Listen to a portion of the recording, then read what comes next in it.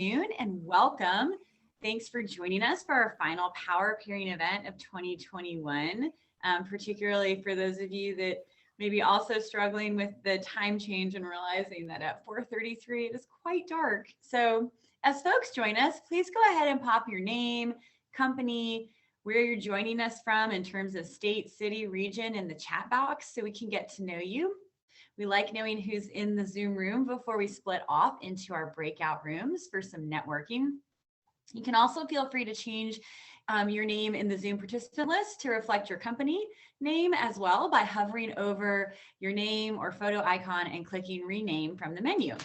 So if we haven't met yet, I'm Kara Toronto, TAO's COO, and I'm delighted to be here today. This is hands down my favorite TAO program, and I'm so glad that we get to see a mix of new and returning participants as we continue to build our Power Pairing community. For those of you who are joining us for the first time, I'd like to give a tiny bit of background on this program and how it has evolved. So after hearing from many of our women tech executives that a space to connect and collaborate was not readily available, TAO started a series in 2009 focused on supporting these industry leaders by bringing them together. TAO envisioned a group open to women leaders at tech and tech-enabled companies to network and learn regardless of functional role. We also encouraged our attendees to bring a future leader or mentee to ensure that we continue to build a dynamic pipeline of diverse talent. Since the beginning of 2020, we've run 1 in-person event and 7 online, but we continue to serve as a connection point for more than 300 women leaders in our tech ecosystem.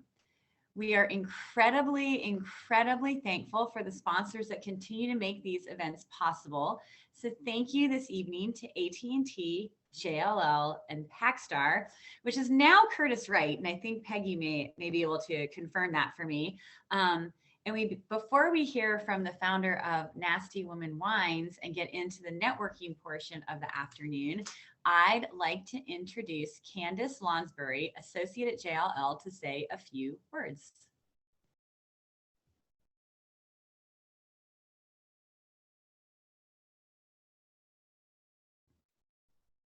Candace, it's all you. Thanks. Sorry, I covered up my mute button by moving around all of the photos and I couldn't unmute myself. You'd think I'd be used to this by now.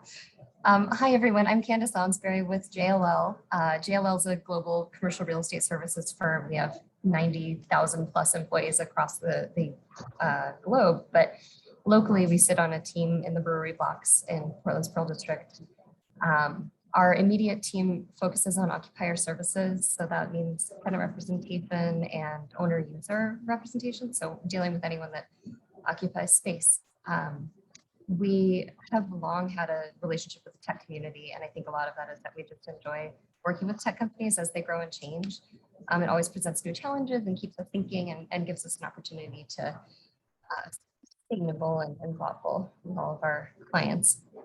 So we also started working on the power pairings when this idea came up, largely because we know this came from a lack of mentorship of women in tech. It's interesting to us to see a newer industry have this same issue. Commercial real estate is notoriously male-dominated as well. So we've all gotten into this world and had plenty of well-meaning people tell us, don't you want to go sell houses?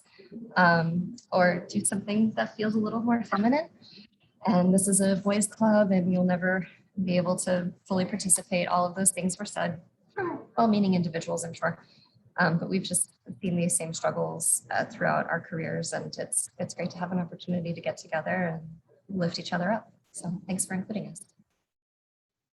Thanks, Candace. I'm laughing over here after an interaction, even just yesterday, where I was told adamantly that everyone wants to be back in person forever. And I said, yeah, I was like, I think there are some folks that don't mind doing a few things online later in the day so they can still be home with their families. And the group of folks I was with stared at me blankly. And I was like, okay, thank you guys.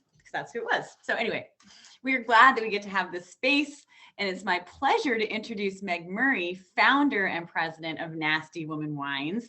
Hopefully you were able to take advantage of the generous discount provided by today's sponsors and have ordered yourself a bottle of or two of wine that feature badass women. So we're going to hand it over to Meg and let us tell the story about how she came up with this incredible brand. Meg? Thanks for having me. I'm excited to be here, and I'm reading all the chats where people are at and what they're doing. Incredible, incredible. So my name is Meg Murray. I am the nasty woman behind Nasty Woman Wines.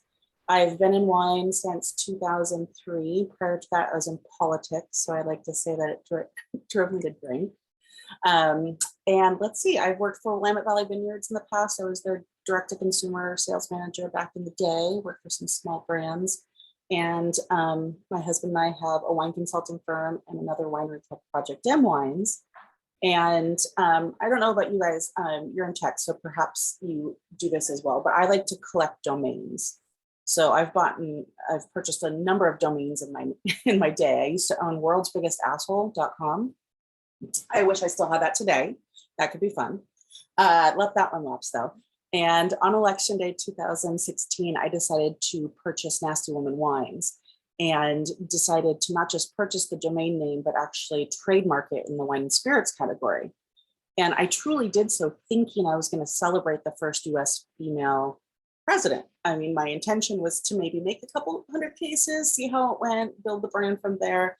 And so trademarked it on election day. And then the next day when I was fully bawling on the kitchen floor with the snot coming out of the nose, and it just was a very big mess. My 5-year-old daughter, Matilda, came to me and said, "Mommy, it's okay." She goes, "How old do I have to be president?"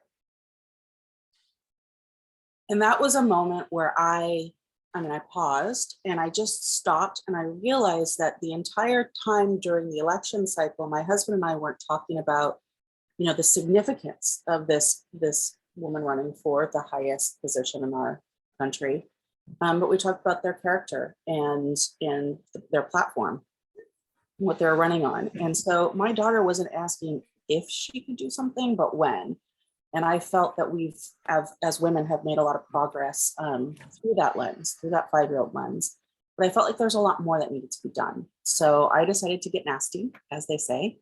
And 20% of my net profits are going to help get more women to the table in policy and leadership.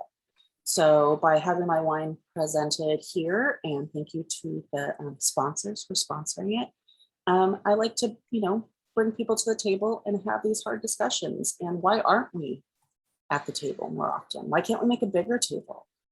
I think there's a lot of boys clubs, obviously in tech and in wine.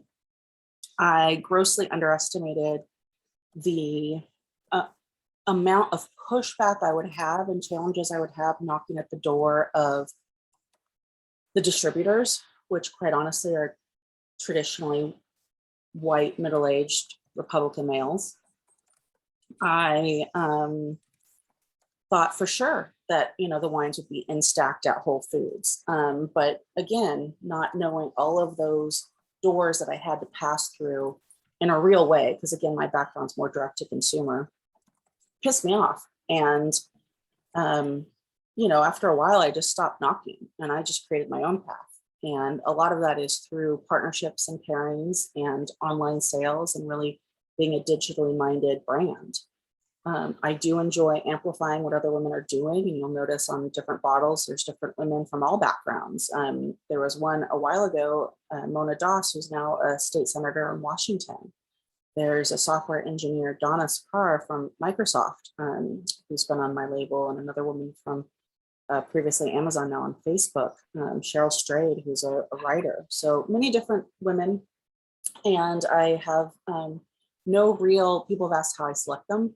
And I have no real, algorithm to it, if you will. It's more just, if someone catches my eye and I think they're doing cool shit, I reach out, and I have no qualms about doing that. And most of the time get yeses. So if you know of interesting women doing neat things and breaking barriers and that speak their mind and their truth and use their power for lifting up others, feel free to email me and make an introduction. You can always see if they'd be a good candidate for a label lady situation. But I gotta say, and I wonder if this is true, and this might be something that we could discuss a little bit in the breakout rooms. But for me, the community and the people that showed up for me most were the women already in my industry. There were a few men, there were a few, feminist, strong-minded men, and I gotta say my husband's one of them. But the women in the industry that are already there in the trenches really have helped me to open up other doors and pull me up and along the way and bring opportunities to me. So I would question, who in your personal life has helped you, in your professional world, open up those doors, and what have you done to also pay that forward and bring others up? And I encourage you to look through the lens of that when you're mentoring or talking to others. I also have a real bone to pick with the technology and wine. So seeing that I've got this audience in front of me, if anyone wants to develop a really great e-commerce system that does compliance for direct-to-consumer shipping in the wine category and spirits category, please do. We really need your help. I mean, it is so bad to the point where, we don't even have like abandoned cart emails. And I had to hard code in with the approval of my e-commerce provider tracking, to put tracking into my e-commerce to see what was going on in my back end. So lots of opportunity there if anyone is entrepreneurial minded. I know a beta subject. And also another just interesting story. When I first launched Nasty Woman Wines, I had connections with an agency that was doing digital marketing. And I knew I couldn't do everything by myself. And so I reached out and they were men and they led the agency. And I had a really wonderful account person who was female, and she was leading the account and doing some wonderful marketing. I did comment, I wanted it to be stronger and more powerful because it was still a little bit soft. And the men commented, well, I feel like the woman's hand should be on the man's face. And they just didn't get the power behind what I was going for. And I needed to listen to my gut then and be like, this is not the right fit for me. And I didn't. It took me until they turned on a bot to do comments on my Instagram. And I had to wait to see that someone liked their comment. And that comment was on a picture that was very demeaning to women.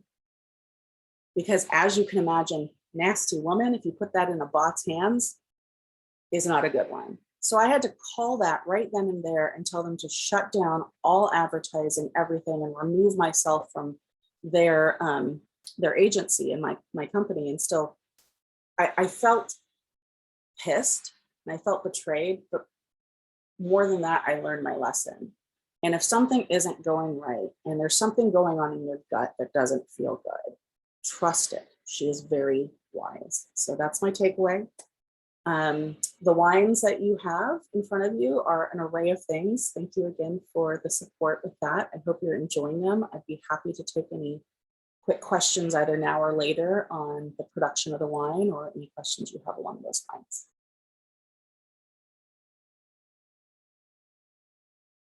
Meg, I don't know if you can answer this, but given our participants, are you able to see what the #1 seller of this crowd was, or do you not know that yet? Oh, I haven't even looked at it yet. I know there was a lot of boss ladies leaving the warehouse. So I was happy to see that. I think that's a fun wine. And that one is actually, the varietal itself is Riesling with just a touch of Muscat. And I like to say it's forced carbonated, but it's actually consensually carbonated. She wanted to be carbonated. And she wears a crown. So she's got a crown cap on it. So it's a fun wine. It's really great if you want to mix it with like some peach juice or some orange juice for, Bellini or something very brunchy.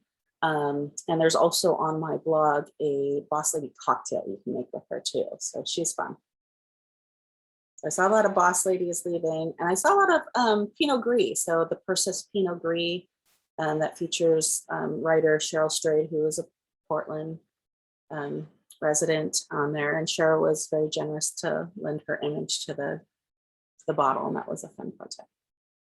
So, yeah. Do we have any wine connoisseurs in the room, or anybody that wants to unmute and ask Meg a question? I know this is like continuously, essentially carbonated. I love that. Yes. Happy to have anybody join us up on the stage if they're interested. I like scrolling through and seeing people actually drinking wine. Yes. How much wine are you producing per year? I'm producing, I started with a couple thousand cases, and now because of my business model, I can do just-in-time inventory. So within my background with wine, I have a lot of friends in the industry. I've been in wine for a long time, and I can put together blends and projects within a tighter time period than what might be when I'm, we do make the wine from scratch with Project M Wines, and we have vineyard contracts, and we make that at Carlton Winemaker Studio in Carlton, Oregon. But with Nasty One Wines, I get to pull a little bit from this project, pull a little bit from that project, do the blending and put it together. So I get to iterate as I go. So right now I'm about 800 cases a year. Very impressive. We've got time for one more if anybody else is interested. I'll sit in 10 seconds of uncomfortable silence. So what is your goal? What's your dream and vision? To make fuck you money and impact in the world. Cool. I'll own it. What's your favorite of your wines, Meg? Oh gosh, I have to say, my Pantsuit Pinot was the first wine that I produced, so I have a special place in my heart for her. And that Pinot, while it's listed as Oregon as the AVA, it's actually from the Chehalem Mountain AVA, so a sub-AVA of the Willamette Valley, and it's just really gorgeous. And it was made with biodynamically grown grapes. So, Well, thank y'all. And it's always fun to get to ask questions and actually be interactive. It's one of our favorite things. So Meg, thank you. And we hope you stick around. yeah, and I think Peggy had a quick question, if you're okay if we take that. Oh yeah, totally. Yeah, I just wanted to say, Meg, hearing that your story is part of what the power pairing is all about, and that you had the courage to say, I'm not going to take this direction, it's not working. And for those of you who don't know me, I didn't have anybody to coach me along the way. I always found myself kind of ahead of the curve. And you have to trust your own instincts. And if there's nothing else that we take away from all of this, is that don't be what others tell you to be what you feel comfortable being.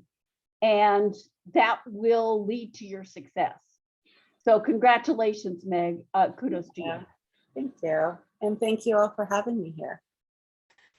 Peggy, I love that. I had someone the other day say to me, you need to stop thinking about what everyone thinks you should be doing and start thinking about what you want to be doing. And I was like, oh yeah, the shoulds mean I should do X or Y. And I'm not really sure that that's what I want to do.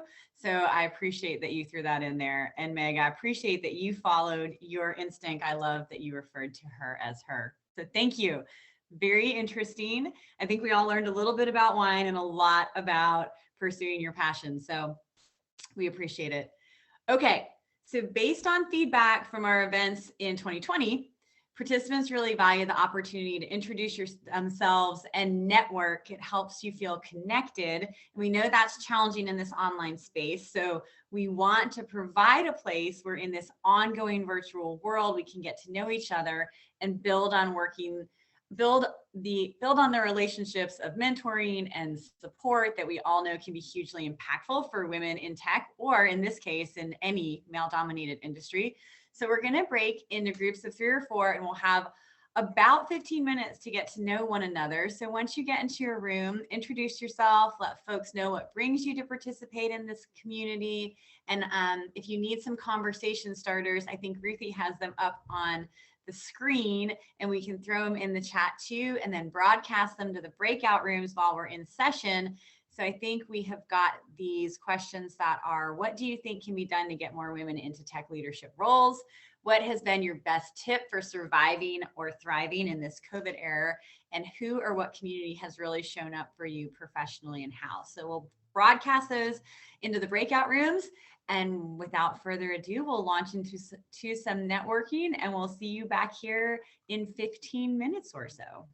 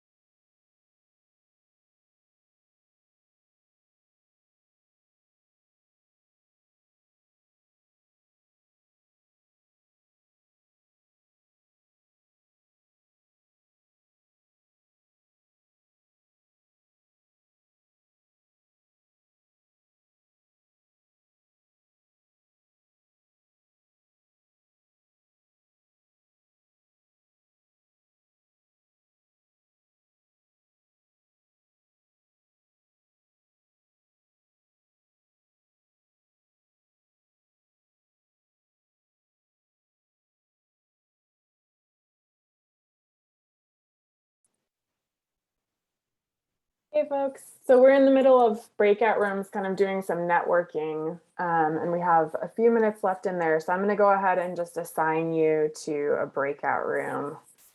So don't be surprised when you get dropped in there.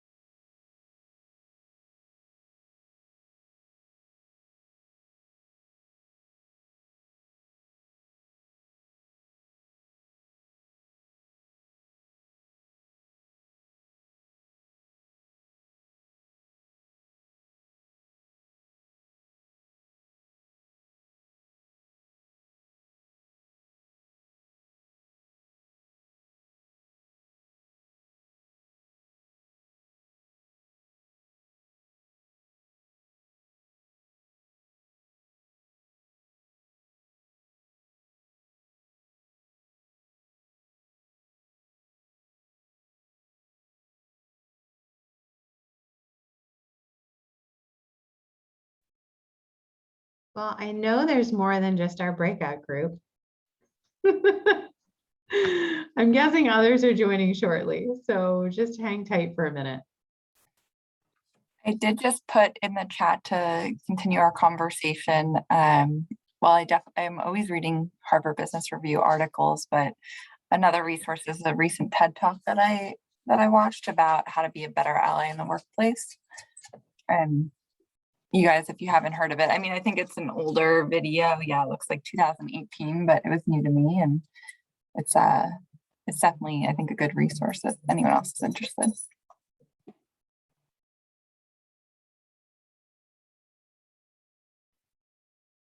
Thanks for that. I think one of the topics that's been coming up a lot in some of my circles are just like general burnout, but how burnout looks different for women, especially in light of the pandemic in the last 18 months. And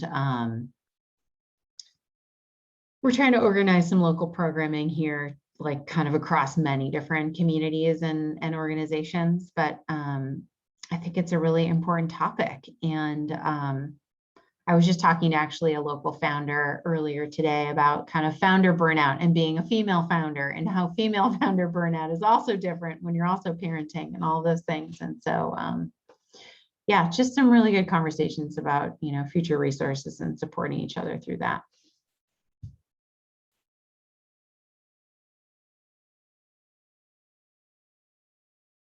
Just a quick logistical question. Did the breakout rooms have a countdown, like to bring people back? It did. It did, but then you also have to click leave room. Okay, cool. I'm gonna go ahead and close all the rooms then. No worries.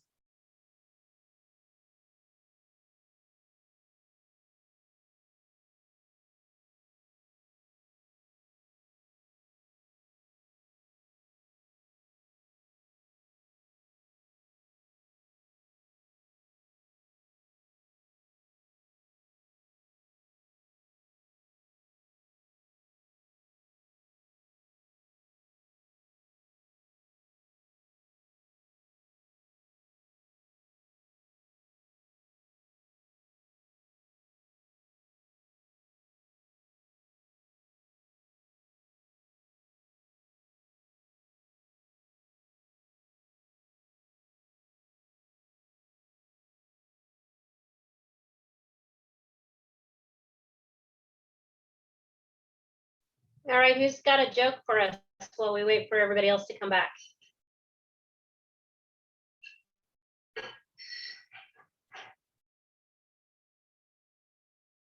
All right. Well, we got sucked out of our Zoom rooms. That's not disconcerting at all. I love what Dalen is doing. Put your LinkedIn in the chat so we can connect.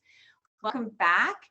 I am going to reintroduce Peggy Miller, CEO of Packstar, to say a few words.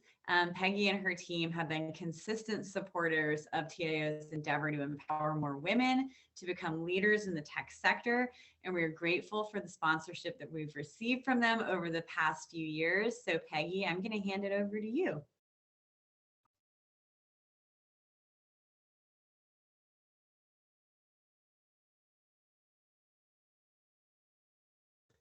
Oh, Peggy, we have to start over with the unmute. There, how about that? Perfect. So yes, to say again, Packstar's committed to focusing on women leaders, and we are so pleased that this group of women has continued to grow and support one another. And I hope that there's many repeat attendees, that this has been valuable. But for those that are new to joining us, we're glad you're here as well. We know that opportunities for networking and connection help to foster, empower, and embolden women's tech leadership in our community.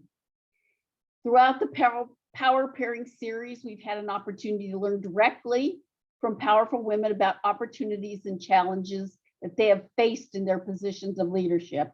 And I would say, as a sponsor, I've encouraged that, and I hope that you like this format to just hear directly from other women leaders about their experiences, even if it's something that you can't apply directly At least you've heard their stories and why they've approached things the way they have. So the goal for all of us is to help you gain insights on how to be your own effective leader, so to adopt your own style. And I hope that you're finding the Power Pairing series valuable. Kara? Thank you, Peggy. I appreciate it. I will say, I thought our room was really interesting, and we talked about like why people were here. And I was able to suggest to one of the folks that I networked with that I could potentially float their resume for a job opportunity. So again, like you never know who you're going to talk to. And I think Riley said it in the chat, you should always ask. So we appreciate you, Peggy. We appreciate Packstar. And I think it's important to note, and it's not in the script, that last year, Peggy was our Sam Blackman Tech Executive of the Year award winner, which is given to someone who has shown a tremendous growth in their company from a financial perspective, but also is just an incredible leader. And I think that Peggy absolutely represents that in all of the most amazing ways. And I would also like to say that we had another woman win this year. So it was cool to see back-to-back women winners of our Tech Executive of the Year award. So thank you again, Peggy. All right, before we head into the main event, a quick reminder that we have some other women from TAO joining us, Sally Bell, Ruthie Ditzler, and Riley O'Brien, who'll be engaging with you all in the chat. So if you have any questions that you'd like to ask and you don't feel comfortable being on the main stage, then please direct them to a TAO staff member and we will make sure it gets answered. And now I am delighted to introduce our featured guest, Monica M. Brown. Monica is a deeply accomplished corporate tech executive. Over her career, she moved up the ladder from program and product development at AT&T. That is just a coincidence that they are one of our sponsors, to VP of Technology, Product Management at Pandora, which I think would be fascinating. As the current Global VP of Product Development for the international brand Two Cows, Monica continues building high-performing teams by inspiring, motivating, and collaborating to develop and deliver technology solutions. Monica is also a best-selling author of Only One: How to Be a Badass Boss in Corporate America, a no-nonsense guide to help women climb the corporate ladder from recruit to senior exec positions. I have to pause because I think this may be the only time I've been able to hold two products that say badass by women that are Yes. so that's pretty cool. Awesome. Monica's book offers women in the workplace strategic steps to take control of their career, navigate race and gender biases in corporate America, and successfully climb the rungs to the executive level and beyond. She also happens to live in Atlanta, Georgia, which is where I'm from, and is one of the many powerful one of the many powerful women in my network that I'm fortunate enough to leverage for events such as this one today. And she is joining us much later in the evening. So Monica, hi, how are you? I'm great. And I'm so upset with myself that I did not pour my glass of wine. So I'm sober. So I apologize to everybody for being sober tonight. It's okay. One of the things I learned when I moved to Portland is happy hour starts really early here. So we're happy to pour a glass. So Monica, before we start, I have to get into like the real nitty gritty. What is it like to live in a city that has won a sports championship in modern history? Oh my God, the traffic, the people, the traffic. That's how I can explain it. The schools were out on Friday. They were out on Monday. I don't know why they got 2 days off because the Braves won. So the kids were at home, but it's amazing. I mean, 26 years, I believe, since the Braves won. It's just been sheer pandemonium, concerts and people and traffic, and just that's the way we do it in ATL. Just perfect. So for those of you that may not know, we're talking about the Atlanta baseball team won the World Series, and it was a big deal for us ATLians. Huge. All right. So now the serious stuff, because your background is really interesting. And we have not interviewed a product leader in the 2+ years that we have done this series. So I am really interested to understand, how did you get into technology as your career? Well, I started in college. I wanted to be a journalist full time. So my undergraduate degree is actually in broadcast journalism and professional English. When I moved to Atlanta, I started working for the Atlanta Olympic Broadcasting Group because in 1996, the Olympics were here. And there was a recruiting process for HBCUs, which is historically Black colleges and universities, to diversify the students that were coming to work for the Olympics. So I moved here to Atlanta just for the Olympics, and then started working for a magazine, making $8 an hour as a single parent. That was before taxes, which meant that I was pretty much at the lowest level of the poverty level at that point. And a friend of mine told me about technical writing and moving my skills from broadcast journalism to technology. So being the writer that I am, I was able to create, wink, wink, a resume that showed my writing skills, and got picked up as a contractor by IBM Global Services. So that's how I entered into technology. I went from making $8 an hour to $25 an hour. So from a $16,000 salary to a $50,000 salary. And I've been in technology ever since. Okay, so we generally ask this question later in the conversation, but I feel like we kind of have to jump straight there, because you went from broadcast journalism and working for the Olympics to working for IBM, which in the mid-90s was arguably like the most recognizable name in tech. Absolutely. Mm-hmm. So did the imposter syndrome hit you early, or was that something that came later in your technology journey?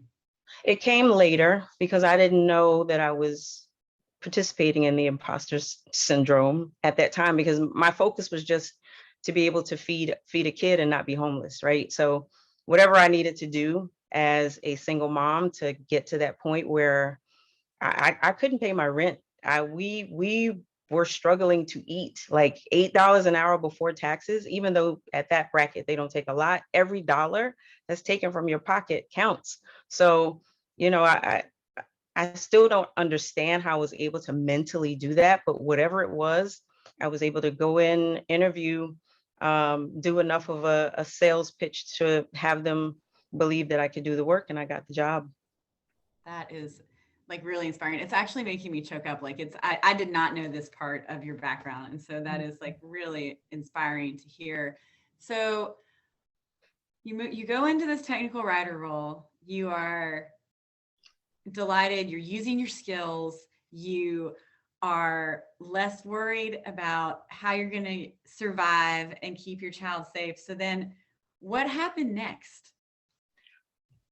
I think once I got in and my eyes started to open up about what was happening around me, and I see all these men walking around in suits, and they're rushing off to this meeting and rushing off to that meeting, and they're so important they can't stop and, you know, have a conversation. You know, everybody's just all suited up, because back then, you know, you had to wear the excuse me, the black, the gray with the tie, and, you know, we had to show up with the, you know, nude shoes and all this other stuff, right, to, you know, fit into the whole corporate crowd. But I started to really pay attention to what was happening around me, because I wanted to know why they were so important, looking the way that they looked and doing what they were doing. So what was their title? What was their job? It was all men, though. I mean, you might see one woman coming through, always much older, just very, very happenstance. But I started to really want to figure out what was happening around me, and that sparked the curiosity. So, you know, started looking at different roles. How can I make more money? What are they doing to make that money? I can do that. If they can do it, I can do it. So in my mind, it was never really an issue for me to be, you know, a Black woman in this situation. I was just trying to figure out how I could get to that next level. But once I started to, you know, go down that path, then things started to happen to really open my eyes as to who I am versus who they are, and what type of path I was going to have before me. Impressive. And like very cool too. So like you've worked for some really big brands, and I'm interested from our prep call for you to talk through what it looks like when you are a product owner. Mhm. Not everyone may be familiar with that role. Right. And then two, what it looks like when you're then at something as trendy and cutting edge as Pandora when you arrived there. So starting with the first question, product development is basically you are the owner of the life cycle of a feature, an app, a product or service. And you are responsible for basically giving air and breath to that product. So if it needs to add some more features, or if it needs to, like a website, get refaced or resurfaced to be more user-friendly, you're pretty much responsible for that end user customer experience, and you're responsible for making sure that that product is supported and is providing the service that it was created to provide. You're also responsible for a roadmap, 3 to 5 years. So how are we going to expand and grow the business to be able to service more people, generate more revenue and create more of a customer friendly experience so that everybody is excited about using the product or service. And you're on the cutting edge, which means you also have to be conscious of what your competitors are doing as well. So product development is really the life cycle of whatever it is. So at Pandora, the product was the Pandora app, right? Everybody knows you download the app, you can download it for free, or you can get one of the 3-tiered service levels. And based on the service level, it depends on how much of a feature or functionality you would be able to enjoy. So it was interesting. And I think the biggest thing about Pandora was the focus on the end user and beta testing. So a lot of the work that we did and a lot of the things that we developed came as a direct response to customer feedback, or it came as a direct response to having some sort of beta testing, putting the feature out there to a subset, maybe 5 to 10%, letting them use it for about 30 days, and then taking that feedback and incorporating it into that feature so that we can enhance it before we actually roll it out to the masses. And that really gave us insight that, our minds internally, we think, oh my God, this is a great product, this is a great service. And then we put it out there to 10% of the people and only a few hundred use it. Well, either we don't have it positioned correctly, they can't see it, or it just sucks, right? So then we have to, come back and figure out and go revamp or look at the feedback that we received to see, is this really something that the customer wants, or is this just something that's cool to us? So product development to me is exciting because it's not just internal, code that's being developed. It's actually servicing the external customers, and they're the ones that make the product and service, that tell us whether we're doing the right thing as far as what they're looking for from, the particular product. I love something you just said right there because it made me smile, but people don't adopt something. You're like, okay, well, that just sucked. Do you think that because there is such a true like real-time response as you're developing these products, do you think that it makes you reframe what some people would consider failure? Because I think that I do think we live in a world where failure is harder to embrace because we live in the Instagram world where everything has to be liked. And you are literally in a job where if it sucks, you got to start over and you can't take it personally. So like, does that experience like redefine how you frame a success? I would say yes, because I don't necessarily consider those situations as failures. The words that I use are learning opportunities. We didn't do it right the first time, so it's a learning opportunity for us to go back and do it again. So not necessarily a failure, it's feedback. And in my opinion, feedback is a gift. So whenever you're in a position where you can have the opportunity to even get feedback, proactive feedback, honest feedback, unfiltered feedback, because folks, with this computer, they say whatever they want, however they want. Unfiltered feedback, you get an opportunity to really get the insight of the customer. And that's what we're doing. We're servicing the customer. So who better to tell us what they want and need other than the people who are actually using the product? I love that. I love it. Okay, so how throughout your career have you defined leadership? Oh my God. So I've had great leaders, and I'm going to stick with my word. I've had leaders that sucked. And it's the truth. So what I tried to do was take the great things from the leaders that I interacted with, and also understand how, when I had bad leadership, how it made me feel. And I never wanted to make anybody feel the way that leader made me feel. So I've always been conscious of how I show up as a leader. Empathy is always the first thing, because even though we all work a job and we're all getting a check, everybody's human first. Family, emotions, life, things happen. So for me to be an asshole about your life situations is not anything that I would ever do to anyone. And I've actually had that experience before. So I try to show up as an empathetic leader, somebody who really understands the people that they're working with and who's under my responsibility. But also, I like to make sure that I am inciting everybody to be their best selves and give me excellence. So mediocrity is not accepted, because I know you can do better. And if you can do better, you can be your best. So that's what I want you to give me. And if there's anything I can do as a leader to support that, then that's where I insert myself as a leader, to be supportive, not dictative, and not overbearing, or, trying to pretty much tell you what to do.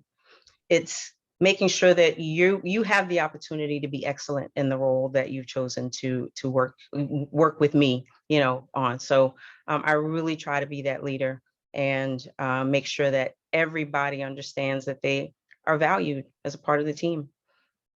I love that. I do not know that we have enough folks that lead with humanity, particularly during these challenging times where I'm like, I basically want to cry every day. I'm like, I love this so much. I just want to hug you through the computer. So you touched on this before, and you just kind of shared, like, people are human. Everybody has stuff going on. You were a single mom. Like, how do you define work-life balance? And then how do you live that? Oh man, that is Such a hard question, which is why we always ask it. I know. And I think you asked me that the last time too. And I secretly wanted to roll my eyes, but I didn't think that would be appropriate. Work-life balance is hard. It's hard. As a single parent, I had to trust people that I wouldn't normally trust, because I had to go to work and I needed a babysitter, or I was working late and I needed somebody to come pick up my daughter from school because I couldn't make it. It's hard, because you want to be there for your family. You want to be there for those special moments, but you also don't want to be out on the streets. You don't want to be in a position where you have to rely on other people for your own personal survival, because I'm not that type of person. I really like to make sure that I can do for myself. And it's just hard. I think now in my career, I'm able to really think about work-life balance a little bit more and take control of that. So if I need to be off a call by 3 o'clock because my daughter has a game at 4, well, I'm not going to be on the call at 4 o'clock. Yeah. I have to go see my daughter because this is her last year of high school. I'm going to be a wreck in May when she graduates. So I got to go see everything that I can. Or, which she doesn't like, and I try not to do it, I'll take the call from wherever I am, because I want to physically be present. don't ask me a whole bunch of questions because I might not know the answer, or you might have to repeat yourself. What everybody says, hey, I'm sorry, I was distracted. Can you repeat that one more time so I can ask the question, answer the question? But I really, really, really would encourage us as women to give ourselves a pass sometimes, because I was really hard on myself thinking about work-life balance and how much of my oldest daughter's life that I missed working. My youngest daughter got a better side of me, honestly, because I was a little more established. But my oldest daughter, I missed a lot, and it's hard to forgive yourself when you know you were doing it for the survival of the family, and certain things had to be sacrificed. So I don't know if there's a right or wrong answer to that question, Kara. I'm gonna have to limit you to only asking me that 2 times. So this is this is the last time you're gonna be able to ask me that question. Well, but I appreciate the honesty there. I mean, Yeah. like, I understand why that's a hard question, but I don't know that many of us haven't ever had to make those choices, you know? Yeah. And Yeah. I think that's why people like to hear about it, because it sucks. That's going to be our word of the night. Okay.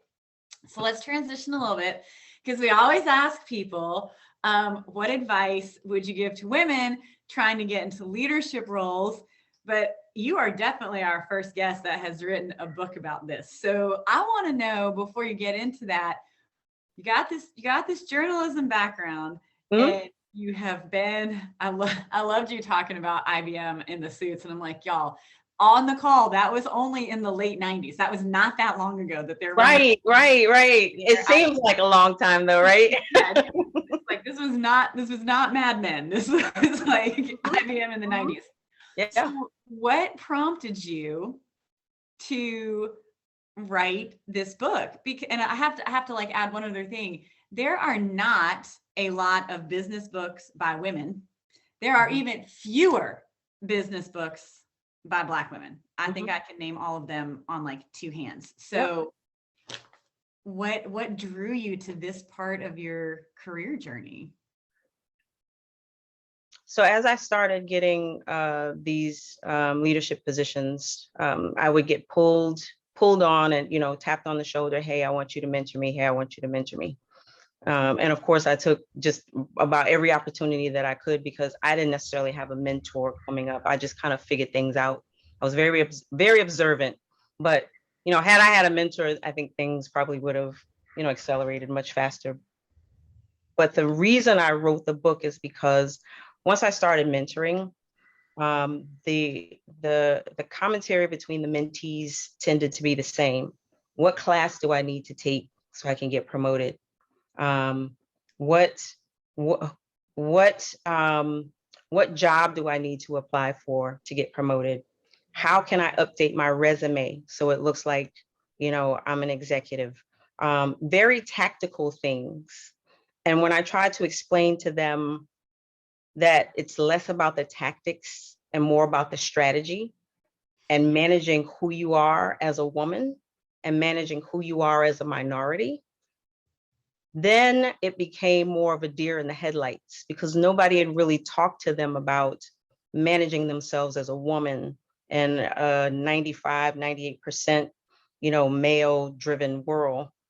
They didn't understand the strategy behind who they are and how they change the dynamics of the room and how they're looked upon, the biases that we all have to deal with.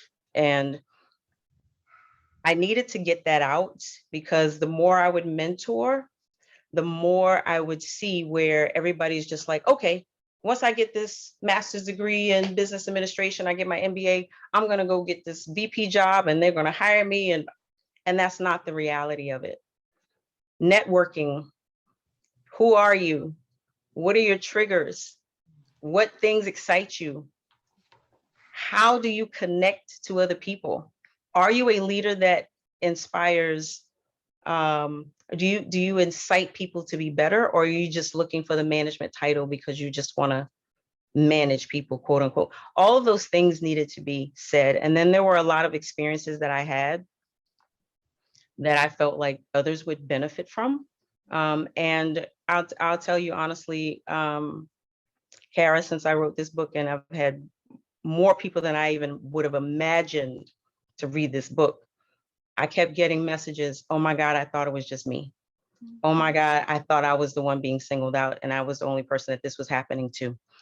Oh my God, thank you for writing this because your experience is so similar to mine. It's scary. And I wanted people to see that they were not alone, even though I'm the only one, right? And I'm the only one in this position right now. You're not the only one who's experienced those things. So I really needed to get all of those experiences out of my chest, if you will, and then get it on paper because it was just sitting there. It needed to come out so that people can understand these things really happen today still. 100%. And I think there's like such great irony in the fact that you wrote a book and then people reached out to you saying, oh, I thought it was just me. Mm-hmm. And then, you know, when we were doing the prep call for this, like, this is where power pairing really started. Like, I am the only woman in my tech company's leadership team. And yes, I may be in finance, or I may be in HR, or I may be in engineering, but I'm the only one, and I want to meet other senior leaders. And so like, it's interesting to me that you wrote a book with that title, and that is what resonated so much with other women. Definitely. So, And the only one title is because as a Black woman, diversity checks, I check 2 boxes. And that's one of the things I always talk about when I have these speaking engagements. And I asked one of the HR leaders, actually, I think it was at Pandora, when we were having our diversity meetings with, you know, the leaders and how we're interviewing and all of these things. And I asked the question, I said, so do I fall in the box with the women or do I fall in the box with the minority? And she said, well, you fall into both. So yeah, so I checked the minority box and I checked so once I get hired, you know, what's the incentive to bring anybody else on? yeah. There's usually not. And, you know, from a lot of the org charts that I've been on, I'm usually the only woman and the only person of color. There may be another woman, maybe sometimes. I think when I was at T-Mobile, there was 2 of us. But for the most part, I've been the only one. So that title is kind of like tongue in cheek, right? It's sad. It's good that I'm in the, you know, leadership layer, but it's sad that there's nobody else sitting across the table from me that looks like me. And we're all smart. Matter of fact, I think we're smarter than men. Yes, I said it. You guys can record, snap, whatever. I said it out loud. So why aren't we the ones we run the house, we do the schools, we work, we do everything. So why aren't we qualified to be in these roles? Yeah. And I just think it's a problem. And I wanted to also bring light to the fact that this has been my experience, almost my entire career. I've been the only one at the leadership layer as far as representation. Well, thank you for taking those experiences and putting them in a book. I mean, it's basically your life story, and then sharing with folks how they can use that to navigate and make you not the only one in those. Yes, that's the goal. Yes, that's the goal. All right. So you have 2 daughters, and they may or may not want your advice at this point in their lives. So if you could go back and give your younger self a piece of advice from your learned experience, what would you tell yourself? I would tell myself to be courageous and not second guess your ability. I would tell myself that I was a badass from birth and nobody has the right to tell me any different.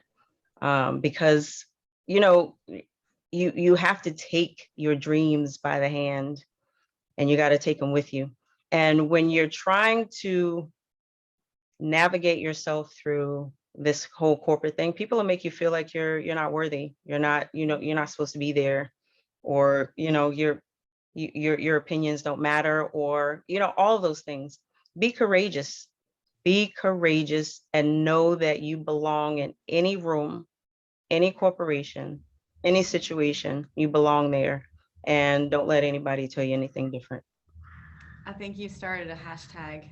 Badass from birth is going to be trending. I think Yes. on our Twitter. So Yes. Yes. I like it. I'm going to start using it. I'm feeling that. I'm feeling that too.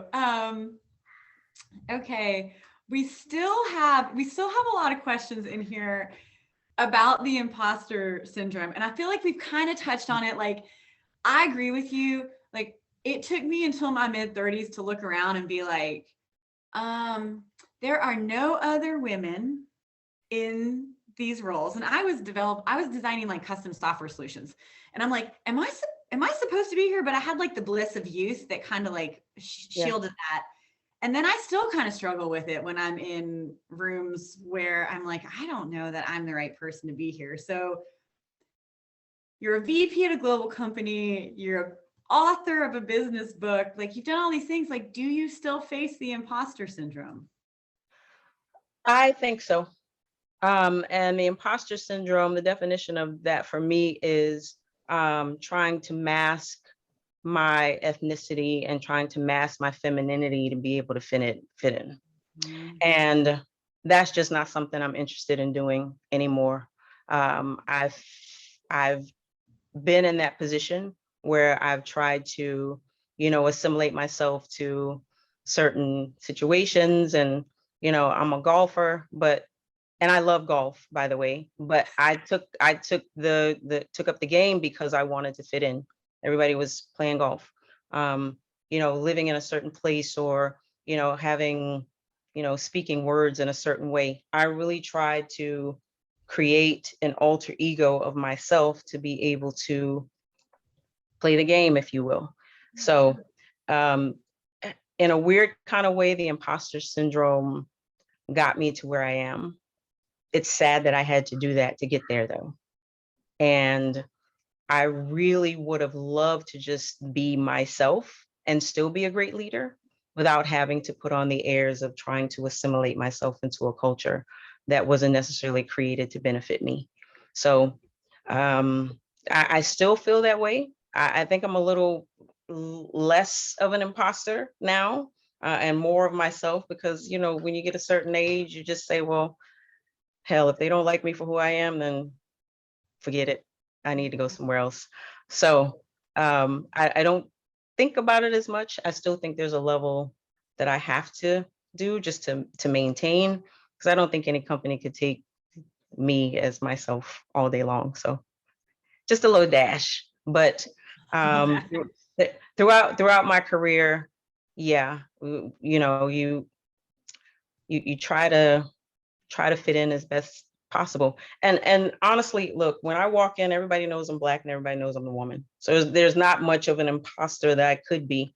But you try to speak the language and you try to play the game as best you can to get to those networking points and meet the people who are potentially going to take you to the next level. But I'm just not interested in forgetting who I am right now. So it's not as prevalent as it was in my early years of my career. I love that.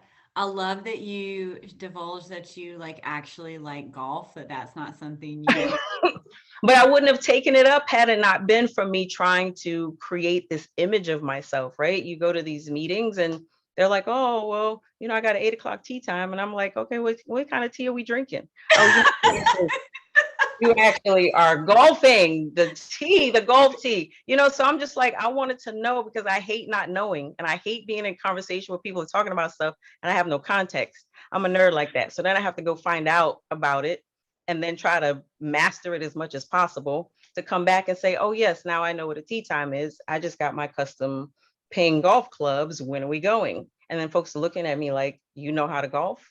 Yeah, I do. Probably better than you, but I'm not going to tell you that when you get up, because how men have their ego. But that's how I learned how to play golf. So it was all a part of that image, creating that imposter that was acceptable to the people that I was trying to impress.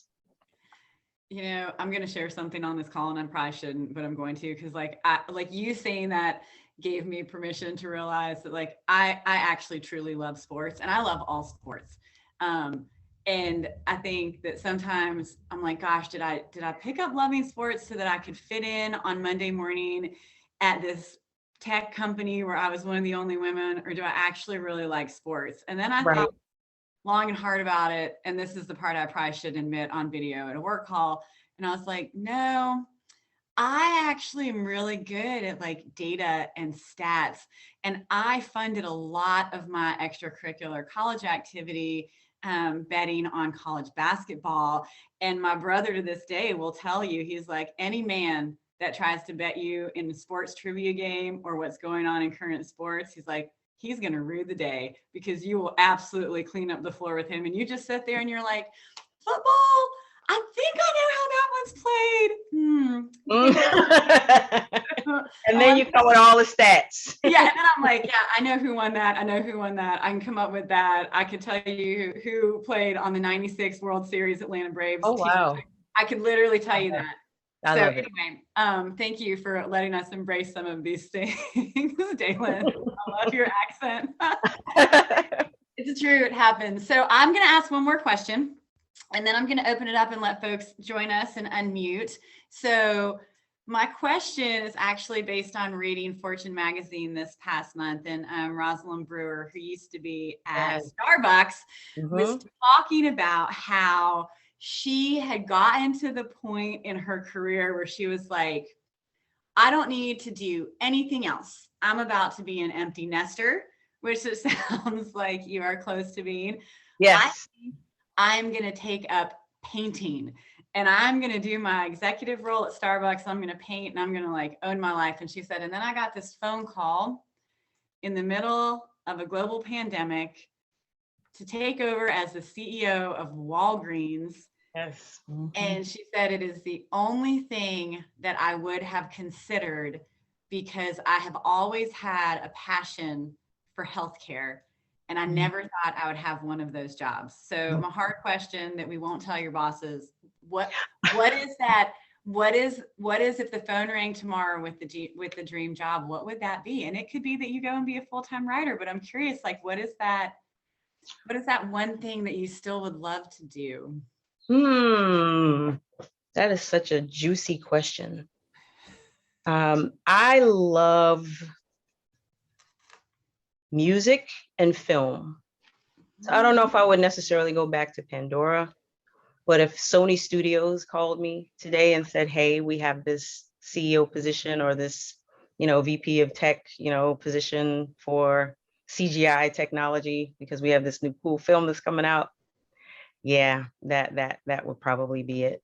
And it's the creative side. So I think I'm both right and left brain. I've been trained to be in corporate, but I still have this love for creative creations like film, TV, music, anything that makes the soul laugh, happy, gives you memories. You know what I mean? Things like that. Okay, folks love their cell phones, great. We can do all those things to it. But when you hear a line from a certain movie, that brings back memories of being in high school and doing X, or you hear the song, you're thinking of being at the prom with some dude with braces and the whole thing, and you thought he was cute, but everybody else didn't. That type of thing. I like inciting emotion. So something like that would bring back memories, or that would create like something just phenomenal, would be my sweet spot. So that would be it. Okay, I love that. All right, I'm gonna pause. And you're making me smile so hard, because I literally have a calendar countdown to December 1st when I'm allowed to watch Love Actually, my favorite holiday movie of all time.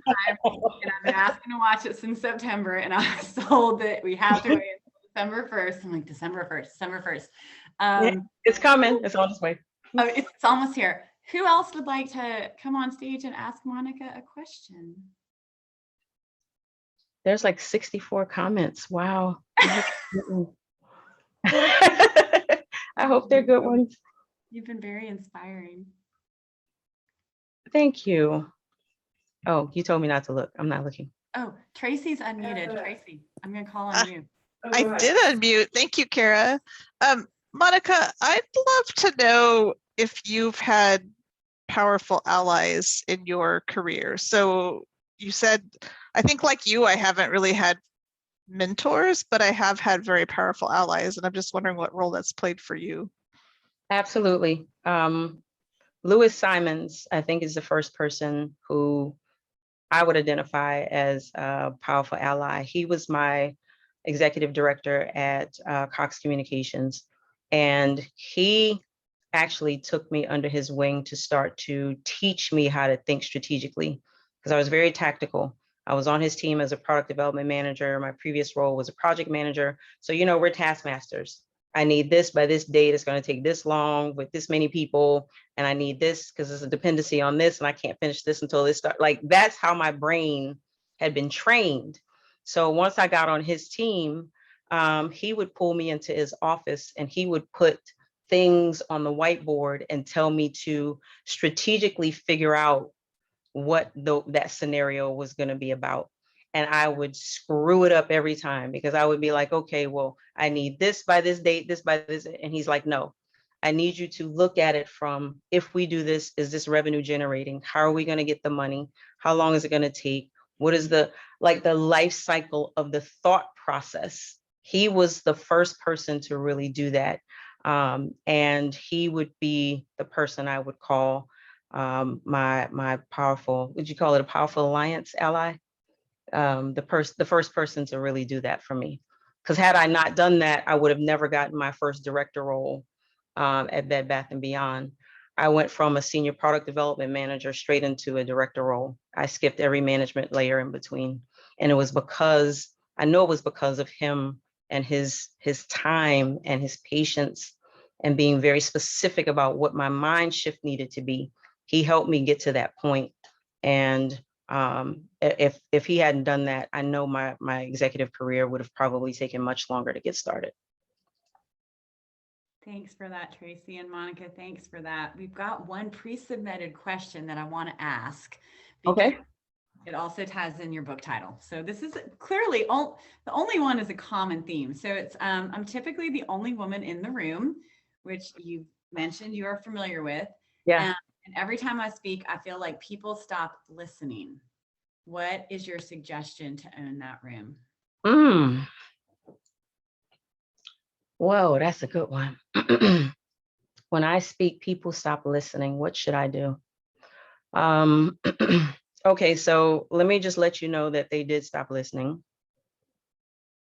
So if you were thinking that you were trying to validate that, let me just validate it for you. I don't know your personal situation. If I knew more about exactly the dynamics that you were dealing with, I could probably give you more detail. But in general, what's happening is that you're not being heard or seen as a valuable part of that conversation. So I don't know if it's because your leadership is not helping you to be validated, or if there's something that's happened on the team. I don't know the dynamics, but you're not being viewed as somebody who is important or validated in that conversation. I know this sounds very harsh, but that's what it is. What I would suggest is, depending on the kind of boss you have a very heart-to-heart conversation with your leadership and let them know that you would like to be more engaged in the conversations in the room. Have them give you pointers, whether you think you already know it or not, because you probably already know it, I would think, but let that person help you with that situation, because what they can do is help to position you in those conversations and actually ask you the questions in the room. The second thing I would say is be very observant to the people who are in the room and what they're saying and how they're delivering it. So it's almost like a little bit of that imposter syndrome coming in and trying to insert yourself in that situation. This is so tough because I really would want to know more. Like, whoever this is, please send me an email so I can have a conversation with you. But it's hard because let me revert back to myself. When I was in that situation, I actually decided that I wanted to be heard. And what I would do is, instead of waiting for other people to answer questions, I knew that if I had the answer, I would jump in with the answer. And then if somebody would repeat the answer and I got ignored, I would go back and repeat the answer that they were repeated to validate that I had said it. It's petty, but I did it because what I was not going to allow in that moment is that, okay, I wasn't being heard, but you said the same thing that I said. Everybody's clapping for you. And then I'm going to go back and say, oh, well, thank you for validating my point. Exactly what I was saying. Thank you, John. I appreciate the fact that you were listening to me. Yes, it's petty, but sometimes you got to get to that level just to let people know that, hey, whatever John said, he just took that from me. I said the same thing. So my point is valid. I love that it's John. I hope there's not a John on this call. But does that make sense to everybody? You have to literally decide that you're not going to accept that behavior anymore. And then you have to do something about it. So asking someone to validate you in that room is one way, but also deciding that you're not going to, have that situation happen to you again is another way. And I guarantee you, between the two things, it's going to take a little bit of time, but people will start recognizing that if Monica's just going to repeat what I said because she said it, they're not going to do it anymore. You have to recondition their behavior in those situations. Monica, I you got lots of comments in the chat on that one. Everyone loved I it. did. I'm sure that's happened to other people where you've in a room, you've made the comment, somebody else said the same thing, and all of a sudden they're walking on water, and you're like, "What? I just said." You're like, "I just said Yeah. that." Yeah. Thank you, John. So as I was saying, and John just validated, blah blah blah blah blah. Like, you got to take control. Take control. All right, we got one more question, and my dear friend Daylin has her hand up, so I'm going to have Daylin unmute and come on stage with us. Thanks, Kara. I don't know where y'all are meeting these bosses that take you under their wings and like prop you up and support you in meetings. Like, I don't know where you meet these people, but I got to meet me one of those. But in the meantime, like, I've been having a really interesting experience as a trans woman who, like, for years I presented as a white male, and my bosses would interact with me in ways that were tactical, actionable, strategic, and actually helped move me forward in my career. I started wearing skirts and makeup. I got a boob job and I wear wigs. And now all of a sudden what I get is tone policing. That's right. I get told that my email was too abrupt. I get told that the way that I left that meeting was a little off-putting. And I'm like, what? I mean, and I know that to some, like, when I complain about this to people, well, usually what I get is, well, welcome to womanhood. Oh. And I was like, well, there's got to be a better answer than that. Like, how do you navigate a world in which the people who have power over you treat you like a pet and who are more interested in making you sound nice than in helping you to develop your career? So the first piece I'll say is that nobody has power over you, ever. I don't care what job. I've secured a lot of promotions, but never by not leaving the company. Right. I've never secured a promotion within a company. Right. And that's your option, because if they don't value you in the company, somebody else will. You don't need to stay in a place where you're not valued. Nobody ever has power over you, ever. So if I'm not appreciated here, let me take my business someplace else where it's going to be appreciated. I don't owe anybody years of my life for them to treat me the way I don't want to be treated. So if you don't value me here, I'm going to go over there. The power that you have is inside of you. They never have power over you. So in that situation, it's less about them and more about you and what you decide to tolerate as a trans woman, because there are, I'm sure, several companies who would love to have you as a part of their team. If you're not being valued by these people and they don't see the value that you bring, that's not the place for you, period. I don't know how else to answer that question. Take that, thanks. Daylin, I hope you feel empowered with that. Wow, okay, that's it. I can't add anything else. We were told that's it. period. Daylin, I love you for saying that. Thank you for Mhm. always Yeah. participating, being here and being a part of this community. We're at 6 o'clock. So I got to do my thank yous, and I'm going to do them heartfelt. And this is always where I get a little emotional because I love this group so much. But I'm going to thank Peggy Miller and the team at Packstar for your continued support of this series, to Kayla and Candace and the team at JLL, for AT&T for sponsoring today's event. Thanks to you all for spending your happy hour with us online. Thanks to Nasty Woman Wine. As always, we love your feedback on our content, so please keep an eye out for the feedback survey, which Ruthie will send tomorrow. I would be 100% remiss if I did not say thank you to Monica, who is joining us from the East Coast. A reminder, and did not pour herself a glass of wine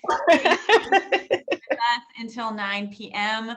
You are one of my Shiros. I appreciate you more than you will ever know. Thank you for everything you do and for giving us your words of wisdom and opening that up. And if you're really crying in May, I'll come visit you and sit with you when your daughter. I will be. But make sure everybody goes to Amazon. The book is on Amazon. I saw a couple comments. Please, it's on Amazon. Barnes and Noble, and you can actually buy it through our local bookstore here in town, Powell's. So you can support across the board if you're in Portland. Yes, awesome. We are super excited that we're going to keep doing this programming in 2022. We will tell you now, at least 50% of those are going to be in person because we know that we want to be in a room together, but we also know that this format works for folks to join us after hours. We know that we can get people from around the state. Thank you to our Southern Willamette Valley and our Bend crew for being here. So 50% will be online. And I think that's it. Have a great evening. As always, if you have any feedback, comments, questions, don't hesitate to reach out to the TAO team. This is 100% the favorite program that we do in my entire world all year. So thank you for being a part of our world. I hope you all have a very good end of the year. And I would be remiss if I did not let my sports flair come out one more time. And this may not work well for any of the Oregon football fans because we might be playing y'all in a game, but I have to say, go to the Georgia Dogs because they're #1, and that hasn't happened since I was too young to remember. So anybody that's interested in college football knows who to hit up. And in the meantime, we hope to see y'all at an event between now and the end of the year, and then back live and in person in 2022. Have a good night.